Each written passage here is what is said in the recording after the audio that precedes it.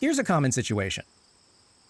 You're standing on location, about to film a dialogue scene between two actors, and you've planned it for standard coverage. A master, an over-the-shoulder, and two singles. But then you're told, the sun's going down. Your plan is out the window, and you only have time to get one shot. What do? You might consider the two-shot. That's any shot with two people. Traditionally, this was from the waist up, so you could see their faces and postures. More specifically, there was the sustained two-shot, as David Bordwell called it. That's where you held this angle for most of the scene. Look, Hildy, I only acted like any husband who didn't want to see his home broken up. What home? What home? Don't you remember the home I promised you? Sure I do. In the 30s and 40s, this was the bread and butter way to shoot dialogue. However, it's less common today, and for good reasons. First, technology changed. Film was expensive, so it encouraged filmmakers to rehearse more and conserve their takes. When we were shooting film, and, it was like the moment was somehow more important. You didn't have an endless supply of raw stock, so everybody focused on the take. Walter, and then they're gonna kill me.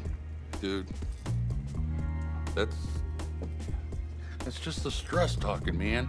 Digital is cheaper, so now people don't really pick one angle and shoot it. They cover a scene from as many angles as possible. And actors know this, so they plan their performances accordingly. You're gonna save the tears for the close-up. That's right.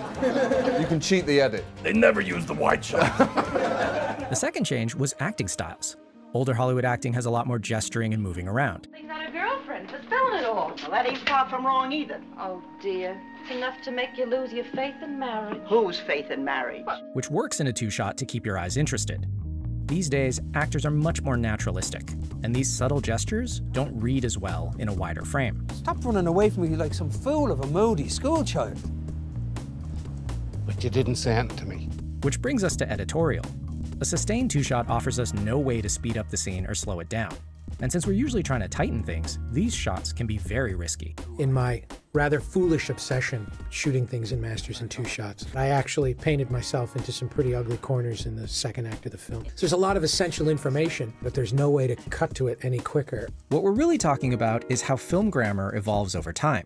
And what was once the standard can now feel theatrical and old-fashioned. Oh, it's all your fault, you blew it. It's all my fault. Oh, I've had enough. I quit. You can't quit.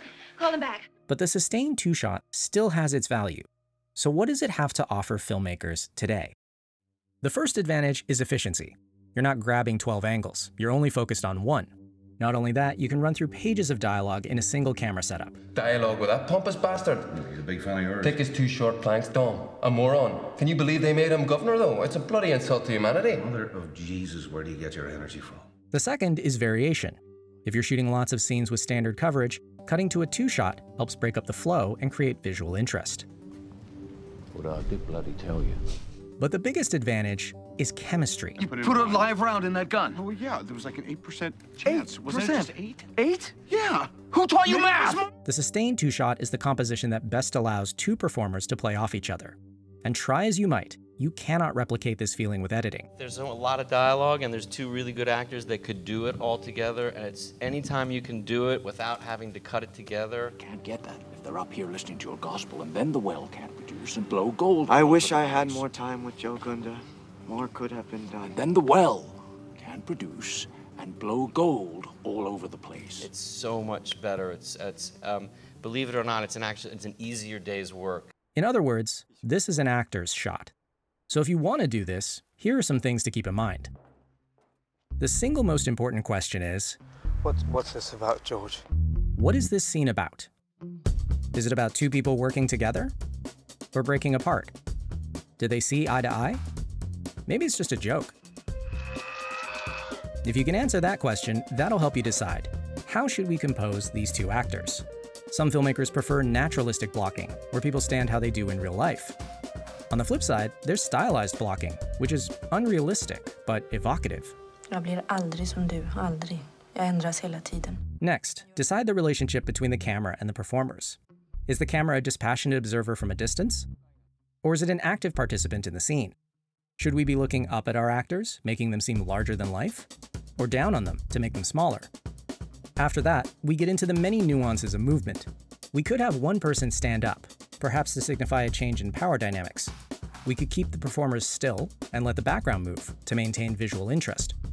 Or maybe we just want a good old-fashioned walk and talk. Well, my work is done here. But remember, this is a shot about the performances, so don't get in the way. Keep it simple. A young director who is beginning to realize he doesn't have to necessarily shoot standard coverage, that you can just point the camera and let the scene play out. You know, just let the actors do what they do, tell the story.